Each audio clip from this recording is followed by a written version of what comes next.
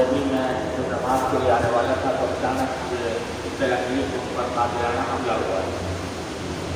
تو میں ذرا پریشان تھا، مختلف لوگوں سے رابطے کیے مگر پتہ صورتحال صحیح معلوم نہیں ہو رہی تھی.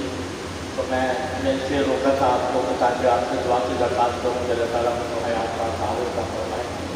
لیکن ابھی میری گفتگو ہوئی، مولانا عبداللہ صاحب وہاں پر موجود ہیں، تو انہوں نے بتایا کہ وہ اسپتال پہنچنے سے پہلے ہی شہید ہو چکے تھے.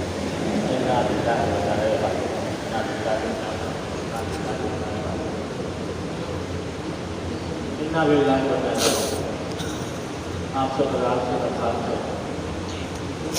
لوگوں کے لیے دعا فرمائیں، بس ماندگان کے لیے دعا فرمائیں. ایسا یعنی اب سے کوئی بہت گھنٹے پہلے تک یہاں سے شاہ نگر کالونی میں پہنچے ہیں اور وہاں حملہ ہوا ہے اور مولانا کے گردن پر بھی گولی لگی ہے اور ان کا ڈرائیور بھی شہید ہو گیا. بیٹا ٹھاک تھا، الحمدللہ وہ خیریت ہے.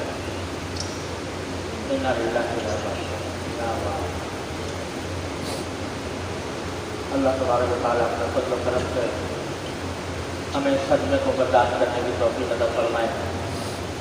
اور